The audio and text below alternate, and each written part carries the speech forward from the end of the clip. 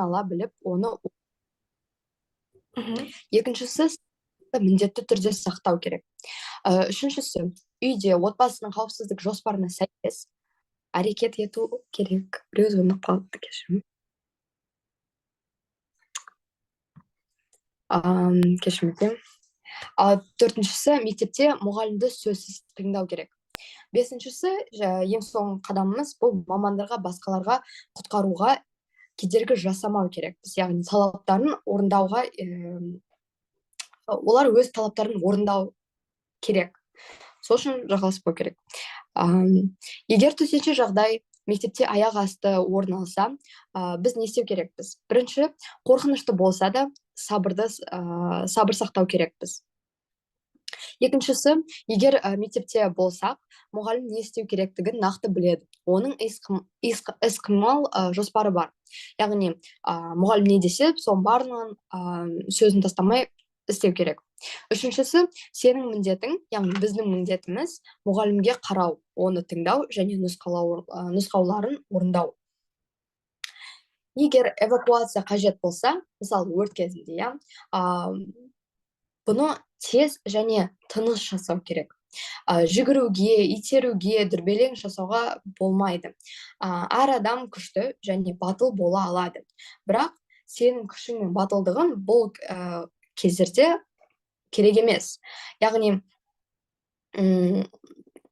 сенен әлсіз немесе дүрбелеңді және алмайтындарға көмектесу керек. Олардың қолынан ұстап, немесе бәрінің артынан еруді сұрау керек. Сонымен қатар барлық сыныптастарыңның шыққанына көз жеткізу керексің. Егер біреуді жоқ екенін байқасаң, оны өзің іздеп бармай, мұғалімге ғана айту керексің. Үйде барлығы отбасының қауіпсіздік жоспарын білу және сақтау керек. Егер ересектер болмаса, яғни сен өзің төтенше жағдай туындағанын білсең, түсінсең, сол жоспарды орындау керексің. Яғни, бұл жағдайда сен үлкенсің, қарындастарың немесе бауырларың болса, олардың сенімділіктерін арттыру керексің. Өйткені сен бүкіл не және қалай істеу екенін білу керексің. Яғни, не істеу керекпіз? Біріншіден, өрт кезінде терезелерді ашуға тыйым салынады. Оның орнына тез арада көшеге шығып, өрт сөндірушілерді шақыру керек. Себебі білеміз, терезені ашсақ, ол ауа кіріп, өртті одан сайын жандырып жібереді. Егер түтін көп болса, еңкейіп, матаны сулап, бетіңді жауып, мүмкіндігінше тез арада сыртқа шығу керек. Өртеніп жатқан үйге қайта оралуға болмайды. Егер өрттің салдарынан шығу мүмкін болмаса, сен түпкі бөлмеге тек жасырынуға емес, немесе балконға шығып, есікті және оның астындағы жарықтардан мақтап жауып, дымқыл шүберекпен мысалға көмек күтуің керек. Яғни, өртеніп жатқан электр жабдықтарға су құюға болмайды. Терезені ашуға болмайды. Өрт кезінде тығылуға болмайды. Лифтті пайдалануға болмайды. Қатты жер сілкінісі қаупі кезінде бірінші қабатта тұрсаң, бірінші дүмпулер басылғаннан кейін ғана шығып ғимараттан алыстау қажет. Егер жоғарғы қабаттарда болсаң, үйде қал. Терезелерге жақындама және баспалдаққа шықпа. Бірақ ішкі тірек қабырғасында, яғни бұрышта тұр, немесе күшті үстелдің астына кіріп, кереуеттің астына кіріп, тіпті ваннаның астына кіруге болады. Сіріңкелерді, оттықтарды пайдалануға болмайды. Жер сілкінісі кезінде газдың шығуы мүмкін және ашық от өртке әкелуі мүмкін. Яғни, біз осы жерде суреттерді көріп тұрмыз. Ғимараттан тез арада шығу керекпіз. 15-20 секунд болады. Екінші және одан жоғарғы қабаттарда болсақ, осы жерлерде тығылу керекпіз, бағана айтқан. Бағаналардан алшақ болу. Себебі ғимараттарға жақын болсақ, сол жер сілкінісі салдарынан бізге тиіп кетуі мүмкін. Зақым алғандарға алғашқы көмек көрсету керек. жер сілкінісі болған кезде лифтті пайдалануға, жоғарғы қабаттардан секіруге немесе шамдарды сіріңке тұтатуға болмайды, бағана айтып кеткендей.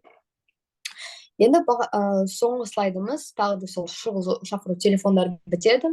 Яғни 112 ол бірыңғай құтқару қызметі, 101 өрт қызметі, 102 полиция, 103 жедел медициналық көмек, 104 газ қызметі. Осы кездерде сізден оқушылар осы презентацияны бітірдіңіз, енді оқушылардан кері байланыс аласыз. Яғни осы презентация болған кездерде сіздерде қандай сұрақ пайда болды, осының барлығын сұрап алуыңызға болады, және жауап берсеңіз, яғни әрине сіз жауап бересіз. Сонымен қатар осы шұғыл шақыру телефондарын каждый сабақ сайын айта берудің қажеті жоқ. Алғашқы сабақтарда айттыңыздар ма? Келесі сабақтарда тек ескертіп қана өттіңіздер, жақсы ма? Мысалға, біз әдеттегідей сабағымыздың соңын шұғыл шақыру телефондарымен аяқтаймыз. Суретке түсіріп алыңыздар, жаттап жүріңіздер, жақындарыңызға таратыңыздар деген секілді кеңестерімізді айтып өтеміз. Және де қосымша тағы да айтып өткен, мысалға, өз бастарыңыздан өткен оқиғаларыңызды айтсаңыздар болады, бірақ тақырыптан ауытқымай сабағымызды өткіземіз. Және біз енді Әсия, сіз егер тыңдап отырсаңыз, және де запись арқылы қарап отырған барша волонтерлерге тапсырма, үй тапсырмасы ретінде сіздерге қызықты бір үй тапсырмасын бергіміз келіп отыр. Бұл үй жұмысында сіздер 5-ші сыныптан бастап сабақ бересіздер. Әсия, естіп отырсыз ба сіз? Иә. Үй жұмысын беріп жатырмыз. Яғни басқа кішкентай, жаңағыдай 5-ші сыныптан бастап 10-ші сыныпқа дейінгі мектеп оқушыларына дәл осы тақырыптарда сабақ өтесіздер. Біз сіздерге қалай өткендігін айттық, иә. Және де ереже айтуды ұмытпаңыздар. Ол ереже кішкене онлайн форматта сіздер офлайн беріп жатсаңыздар, онлайн форматтан ерекшеленеді. Ол жерде ережеде бірінші сұрап алыңыздар. Давайте шуламаймыз деп келісіп аламыз, жақсы ма? Оқушылар көбінесе шулап кетіп жатады, айтқанды тыңдамай кетіп жатуы мүмкін, сондықтан сабақтың басында келісіп аламыз. Шуламаймыз, және сұрақтарымызды сабақтың соңына дайындап қоямыз. Ешкім сіздерге неге сұрақ қоясың деп ұрыспайды, ешкім жаңағыдай не себепті мынандай қойып жатсың деген секілді ешкім еш нәрсе айтпайды. Барлығының сұрағына сабақтың соңында жауап берсеңіздер болады. Және де мысалы біз Әсия жаңа сізбен кері байланыс жасадық, иә. Сұрақ қойдым, сіз жауап бердіңіз, өте тамаша болды. Солай сұрақ қойған жағдайда қол көтеріп, мен жауап берсем болады ма деп айтуларын өтініңіз. Солай қол көтерген балалар, оқушылар сіздердің сұрақтарыңызға жауап береді. Және осы сабақты өткізгеннен кейін қазір сіздерге әріптесім чатқа жібереді ссылкасын, кейінірек мұғалімдеріңіз не болмаса басқа волонтерлер сіздердің мектептеріңіздің әкімшіліктерімен хабарласып жібереді сіздерге. Сол форманы толтыру керек. Қай форманы? Қазір сіздерге чатқа жібереді. Әсезім, жібере аласың ба? Бағана жіберген ссылканы. Қайда сіз жібересіз бұны? Осы жерде чат бар. Міне, жіберді. Көрдіңіз бе? Көрдім. Осы форманы толтыру керек, отчет ретінде. Кейінірек сіздерде естіліп тұрмын ғой, иә? Кейінірек көктемде жабылу салтанаты өтеді. Сол кезде сабақ өткізген сіздер секілді қосымша осындай сабақ өткізгендерді марапаттайды. Қысқасы, маған осы сабақты 5-ші, 10-ші сынып аралықтарына беру керек, иә? Және осы сабақты өткізген кезде кішкене суретке түсіріп алсаңыз, жаңағы сабақтарды мысалға бірінші презентацияның бізде төтенше жағдайлар болған, иә, төтенше жағдайлардың түрлері.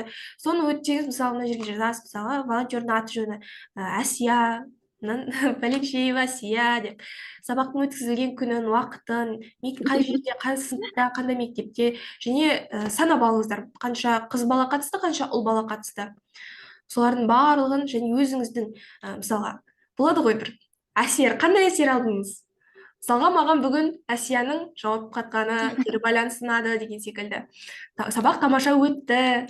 Солай өзіңіздің әсеріңізді жазасыз. Фото, сіздің сабақ өткізгеніңізді растайтын фотоларды жүктейсіз файлдарды осы жерге. Сонымен сіздерге сабақ өткізгенімізге қуаныштымыз. Тағы да жүздесеміз деген ойдамыз. Байланыстарыңызға, белсенділіктеріңізге мына рахмет. жерде 3 фото. Кемінде 3 фото жүктеу керек. Сол қандай фото? Сабақ өткізу барысында, сіз мысалға сабақ өткізіп жатасыз ғой. Төтенше жағдай дегеніміз деп оқушыларға сабақ өткізіп жатқан кезде суретке түсіріп аламыз. Суретке түсіріп аламыз да, сол суретті кемінде Оқушыларға. түсінікті ғой. Тағы сұрақтарыңыз бар ма? Соны келесі аптаға дейін орындау керек, иә? Дедлайн бізде қазір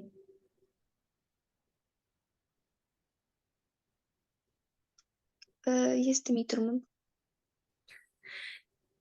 дедлайн жайлы сіздерге қосымша мұғалімдеріңіз хабарлайтын болады. Қай уақытқа дейін өткізу керектігін. Жақсы ма?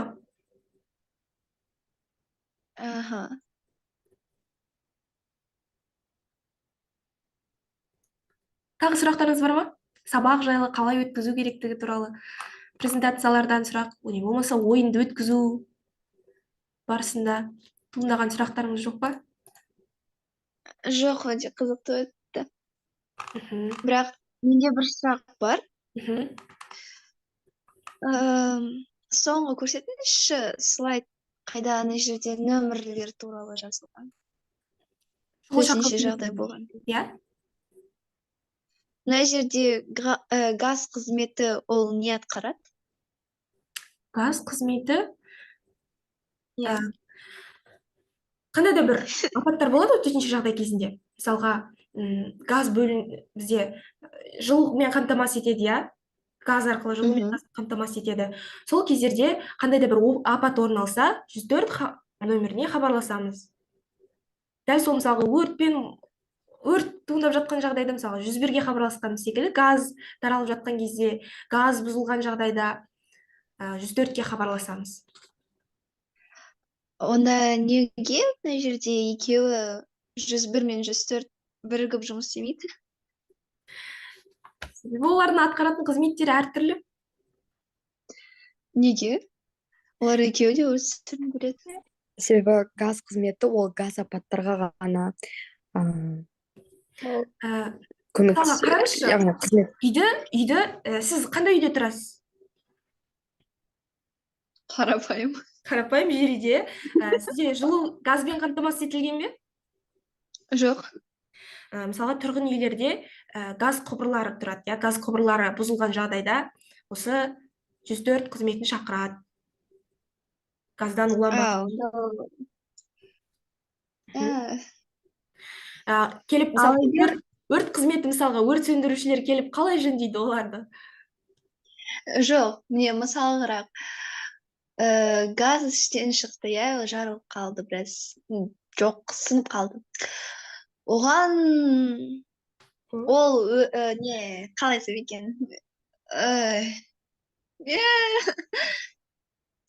Өзім түсініп тұрмын, түсіндіре алмай жатырмын. Допустим, выделение газа. И вот она точнее, там возле газа стоял огонь. И она начала вытовать. Поняли? Тогда и екеуін де шақыру керек. Енді сіз өртке ұластырмай 104-ті шақырыңыз. Жоқ, екеуі де керек болады, значит, да? Иә. Да, ясно. жауапқа қанағаттанбадыңыз ба? 101 өрт қызметі ол тек қана қандай да бір ғимаратта ғана емес, табиғи өрттер, орманның өрттері секілді өрттер болуы мүмкін. Олар өртті сөндіруге жауап береді. Ал газ қызметі бізде газдың бөлінуіне түрлі, тек қана бізде тұрғын үйлерде ғана емес, өндірістік кәсіпорындарда да туындауы мүмкін газ. Сондай кезде осы газ қызметін шақырамыз. Ал егер газ таралып, одан кейін өрт туындап жатса, онда өрт қызметін шақыру керек болады. Тағы сұрақтарыңыз бар ма?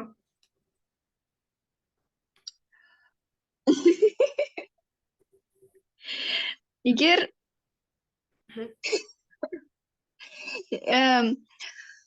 өртті сол кезде, газбен өрт бірге нетіліп қалғанда, ана жерде өрт сөндіруші өртті сөндірді, бірақ та газ қызметіне ешкім звондаған жоқ.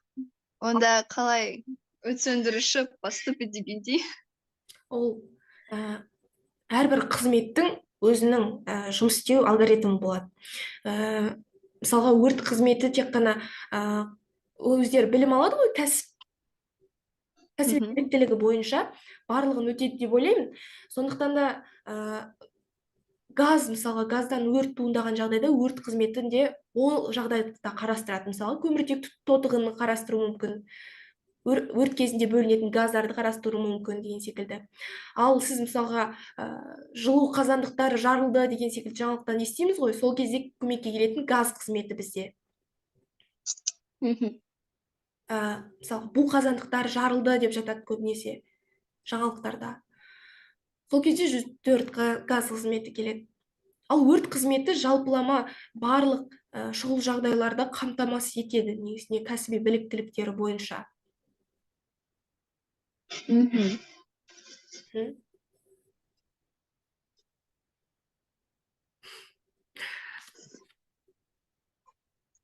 Тағы? Болма сұрақтарыңыз?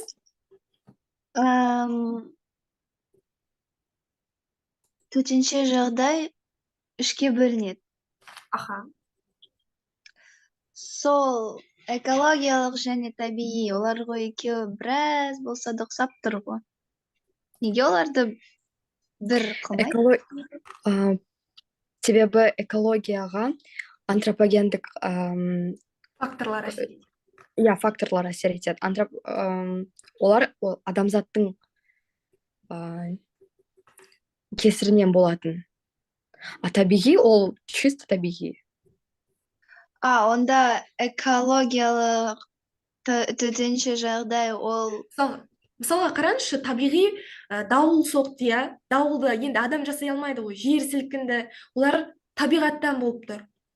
Ал экологиялық, мысалға, қараңызшы, мына суретке қоқыстың көбеюі, не болмаса адамның қолымен жасалып, мысалы, Арал теңізінде Сырдария, Әмудария өзендердің күріш алқаптарына бұруына байланысты Арал теңізі тартылып қалды, мысалы. Ол адамның әсерімен болады, адамның қолымен жасалады. Түсінтірсіз ба? Қоқысты тастау, автокөліктердің әсерінен бөлінетін газдардан атмосфера, ауаның ластануы. Онда экологиялық төтенше жағдай, оны адам жасайды, Адамдардың әсерінен болады. Іс-әрекетінен. Онда технологиялық ақаулар технологиялық төтенше жағдай ол да адамнан. Бірақ олар өнеркәсіптік кәсіпорындарда көбінесе болады. Құрылыстарға, технологияға жақ. Онда егер адам бұны істемесе, сондай апаттар болмаушы еді. Мүмкін. Мысалға, Арыстағы жарылысты білесіз бе? Тараздағы жарылысты? Жоқ. Оқ-дәрі қоймасы, мысалға, оқ-дәрі қоймасы жарылған, Арыс пен Тараз қалаларында. Оқ-дәрі деген жағыз. Білесіз ғой оқ-дәріні енді? Оқ-дәріні сақтайтын қоймада сақтаудың талаптарын дұрыс сақтамаған. Сол себептен сол жерде жарылыс орын алған. Міне сондай жарылыстарды біз техногендік төтенше жағдайларға жатқызамыз. Екібастұзда қазір техногендік төтенше жағдай жарияланып жатыр. Яғни, жылу орталықтарында жұмыс жаңағы құрылғылар істен шыққан, содан үйлер жылусыз қалған. Міне сондай апаттар жаңағы нәтижесінде пайда болып отыр. Олар техногендік деп аталады. Енді түсіндіңіз ғой? Иә. Тамаша. Сіздерге презентация жіберілу керек, жақсылап оқып, түсініп, қосымша Осы презентацияны жібересіз ба? сіздерге хабарласады. Осы Писаев Қазақстан жобасының волонтерлері хабарласады. Мұғалімдеріңізбен байланысады. Сіздерге ссылканы барлығын жібереді. Жақсы ғой? Сосын соған байланысты сабақ өткіземін, иә? Сабақ өткізесіз, суретке түсіресіз, сосын суретті отчетқа тіркейсіз, жаңағы бағана айтқан формаға.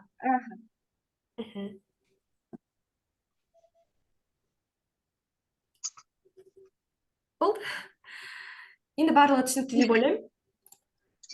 Сабақты аяқтаймыз.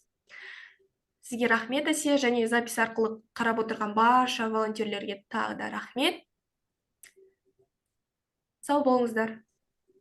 Сау бол.